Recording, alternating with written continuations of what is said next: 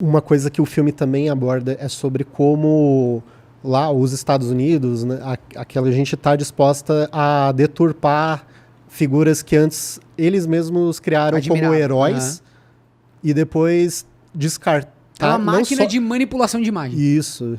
E, isso vira um assunto entre o Oppenheimer e o Einstein. Aliás, uma das coisas que eu mais gosto no filme são as participações do Einstein. Eu amo. São poucas, mas são muito certeiras. Que bom que são poucas. É porque o Einstein, ele entra quase como uma figura transcendental no filme. Ele é um... É muito legal essa atmosfera que ele consegue criar. Isso, né? Porque... Sim.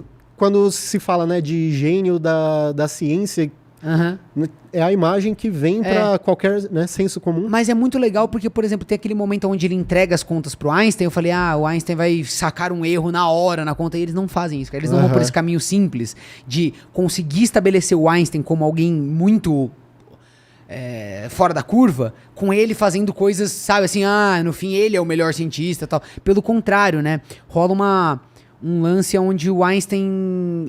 porque a timeline do filme é toda invertida, né? Então a gente começa o filme, uma das primeiras cenas é quando o Oppenheimer chega num instituto onde ele vai ser diretor, ele vai ser um dos líderes ali de um departamento, acho que departamento de física, né? Sim.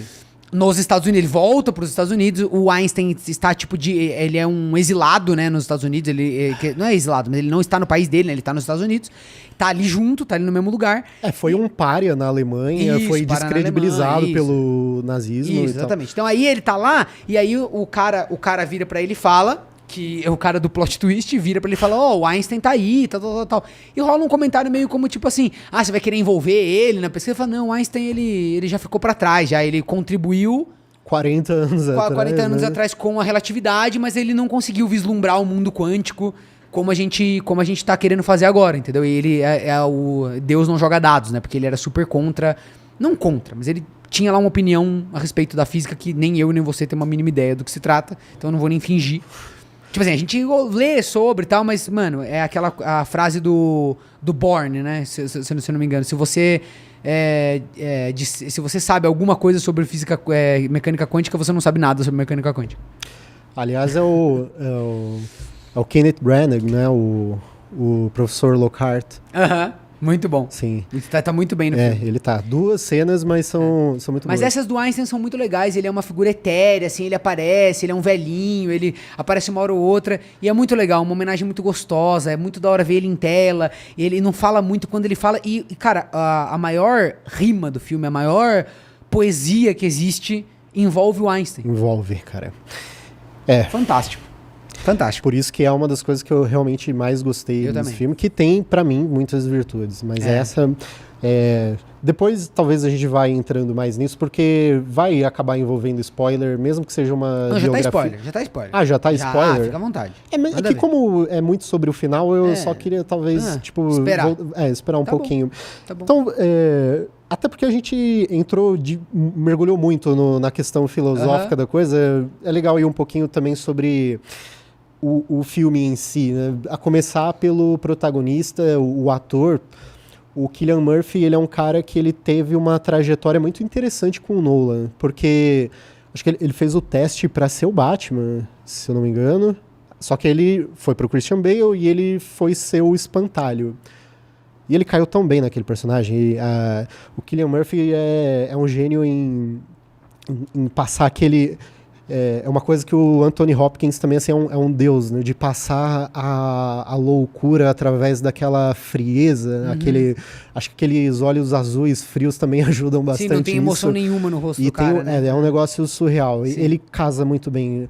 Por isso que o Thomas Shelby também, né? Aquela coisa do frio e calculista, é um personagem tão adorado. Tem muito a ver com o ator, na minha opinião. Sim, com certeza. E, o Nolan se encantou com o cara, foi usando ele em vários e vários filmes, acho que quase todos os filmes do Nolan têm o Cillian Murphy depois de Batman Begins. Lá no Inception tem uma participação muito legal, no Dunkirk ele é um soldado atormentado lá também. Tá muito bem no Dunkirk também, eu acho. E, cara... ele tava esperando pelo momento em que o Nolan fosse chamar ele para ser o protagonista. Uhum. E era uma coisa que eu me perguntava há anos, assim, pô, por que, assim, como que não tem mais gente chamando esse cara para ser o protagonista? Ele fez o Extermínio, eu esqueci o nome em português, aquele filme de pós-apocalipse lá, zumbi, o 21 Days Later.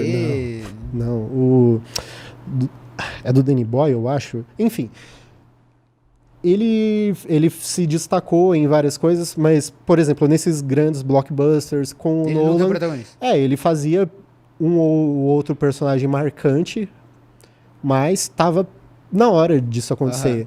E acho que Peaky Blinders ajudou bastante a propagar a imagem desse cara. Então foi super merecido, meu. Sim. E o Robert Downey Jr., que é um baita ator, rasgar a seda que ele rasgou pro Cillian Murphy, né? Mas eu acho que foi um papel que exigiu muito dele, porque é de uma sutileza, assim, a história do... Porque, por exemplo, ele, por um lado, a gente usa essa frieza dele e essa coisa meio retraída, porque ele é um cientista. Tipo, então essa dimensão fica bem realista, né? De você ver, porque usa um estereótipo que a gente já tem, né? Um cara mais tímido, mais na dele e tal. Só que ele é mulherengo. É isso, tímido nada, né? Porque o cara ele é mulherengo e depois ele vira líder. Então ele é um cara que organiza, então ele vai aflorando, cara. Você vai vendo ele amadurecendo e ele mostra... Sabe aquela coisa de a parte da personalidade da pessoa mais forte e a que fala mais alto... não vai ser a que vai ser usada, vai ser outras que ele tem que desenvolver. Real. Então você tem esse lado dele que sempre existe, que é essa coisa meio acanhada, que lá pro final, quando ele tá sendo julgado, naquelas cenas do julgamento, nas cenas onde ele já tá um pouco mais volta. Sim. Ele volta força, a ser um cara mais aqui, mais pra dentro e tal. Tem uma questão de postura ali, corporal, né? Exato, pra caramba, né? Um semblante um pouco mais baixo e tal. E ele falou... Não, manda ver. Tá. É que ele falou que gosta de trabalhar com o corpo... E por isso ele fez uma dieta surreal. Acho que a Emily Blunt falou que ele comeu uma amêndoa por dia, um lance assim, uma coisa bem louca. Pra ficar bem magro, porque o Oppenheimer era um cara esguio.